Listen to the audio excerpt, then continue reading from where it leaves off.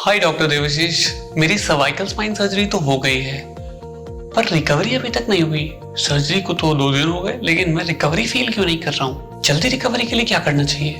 How can I really recover fast after my cervical spine surgery? बहुत सारे patients पूछते हैं और बहुत सारे पेशेंट्स का ये बड़ा जेन्युइन सवाल होता है और होना भी चाहिए, क्योंकि सर्वाइकल स्पाइन सर्जरी और लंबर स्पाइन सर्जरी में एक पैराडिम का अंतर है, एक बहुत बड़ा अंतर है। सबसे इम्पोर्टेंट बात यह है कि जो लंबर स्पाइन सर्जरी होती है, स्पेशली जो स्लिप डिस्क के लिए की गई सर्जरी होती है, उसमें 95 to 99% केसेस में इंस्टेंट रिकवरी हो जाती है। और सर्वाइकल स्पाइन सर्जरी में अगर रेडिकुलोपैथी को छोड़ दो, जिसमें भी अगर आइसोलेटेड रेडिकुलोपैथी है जिसमें कि मोटर लॉस नहीं हुआ है, मतलब पावर लॉस नहीं हुआ है, लगभग सारे पेशेंट्स में रिकवरी बहुत टाइम लगाती है और जितनी ज्यादा दिक्कत उतना ज्यादा टाइम रिकवरी का। तो पेशेंट की जो एक्सपेक्टेशन होती है वो कभी कभी सफ़र कर जाती है, क्योंकि कभी कभी पेशेंट को डॉक्टर लोग ओपीडी में इतने ज़्यादा बिजी होते हैं, डिटेल में ये बात इवैल्यूएट या समझा नहीं पाते कि सर्वाइकल स्पाइन की रिकवरी में ज़्यादा टाइम लगता है। 2 महीने, 3 महीने, 4 महीने, 5 महीने, 6 महीने, साल भर भी लग सकता है।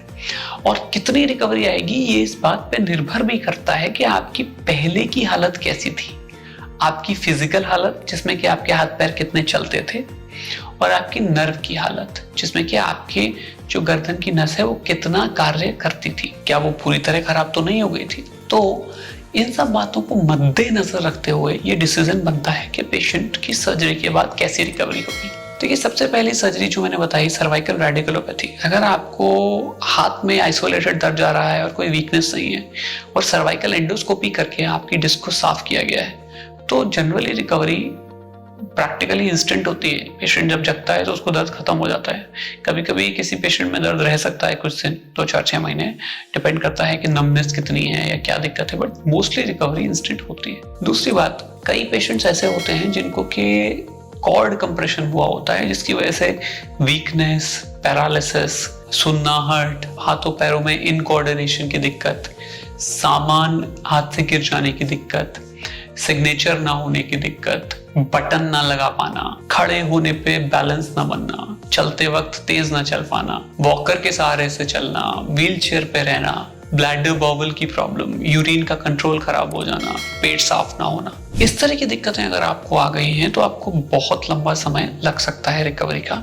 और मैं जनरली सर्वाइकल माइलोपैथी की सर्जरी, स्पेशली उन पेशेंट्स की जिनमें कमजोरी आ चुकी है पैरों में या हाथों में, उनको मैं बहुत लॉन्ग टर्म फिजियोथेरेपी और रिहैबिलिटेशन एडवाइस करता हूँ।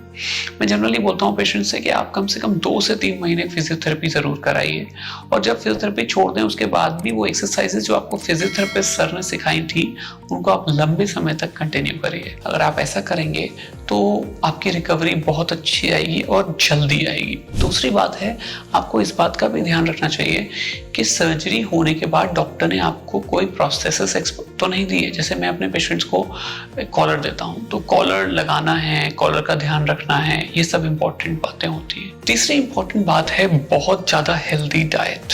आपको ध्यान देना है कि आपका डाइट बहुत हेल्दी हो, आपके शुगर्स कंट्रोल में रहें, और अगर आपको डायबिटीज़ है तो ये बात और ज़्यादा महत्वपूर्ण हो जाती है। और चौथी और लास्ट बात है सही मेडिकेशन।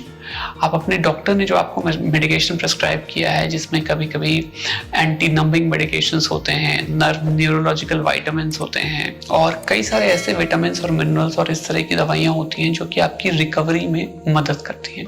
तो वो सारी दवाइयाँ आप ले रहे हैं कि नहीं ले रहे हैं। तो अच्छी फिजियोथेरेपी, अच्छी लाइफस्टाइल, अच्छा खाना पीना और स्ट्रिक्ट शुगर कंट्रोल बहुत इंपॉर्टेंट है अच्छी रिकवरी के लिए। कई सारे पेशेंट्स में मेरे जो रिकवरी होती है उसमें पेशेंट्स को कभी कभी डायबिटिक न्यूरोपैथी भी हो रखी होती है, और डायबिटीज की वजह से भी नर्व काम नहीं कर रही होती और सर्वाइकल की वजह से भी नहीं काम कर रही होती। अगर आपको दोनों चीजें एक साथ हैं, क्योंकि कभी आपका अनकंट्रोल्ड डायबिटीज रहा है तो जो सर्वाइकल नस खुलने की वजह से फायदा है वो तो आ जाएगा, लेकिन जो आपको डायबिटीज की वजह से नुकसान हुआ है वो नहीं रिकवर करता।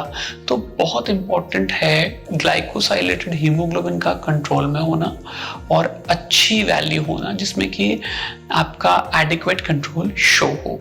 और ये खाली सर्जरी के टाइम पे नहीं, हमेशा के लिए ज़रूरी है, क्योंकि जब भी आपका शुगर बहुत ज़्यादा होगा आपकी नर्व्स को इंसल्ट होगी और आपकी नर्व्स में दिक्कत आना शुरू होगी। तो मैं ये सोचता हूँ कि ये इंपॉर्टेंट बातें हैं, इन बातों का ध्यान रखना चाहिए।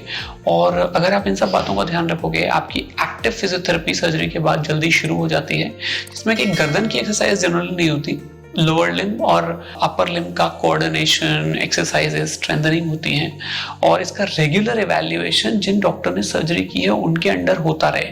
जैसे कि मैं अपने पेशेंट से एक्सपेक्ट करता हूं कि अगर उनको वीकनेस या पैरालिसिस हो गई है तो सर्जरी के करीब हर 1 महीने बाद वो मुझे आके दिखाएं, और उनका फिजियोथेरेपिस्ट मेरे को डिटेल्ड पावर एवैल्यूएशन करके उनकी रिपोर्ट भी भेजे, जिससे मुझे पता चले कि पावर में कितना फायदा हो रहा है हर महीने। तो मुझे आइडिया लगता रहेगा कि मेरी जो सर्जरी है उसमें क्या फायदा हुआ है, कोई दवाई मुझे ऊपर नीचे तो नहीं करनी, कोई दवाई मेरे को चेंज तो नहीं करनी, कोई ट्रीटमेंट स्ट्रैटेजी में कोई बदलाव तो नहीं करना।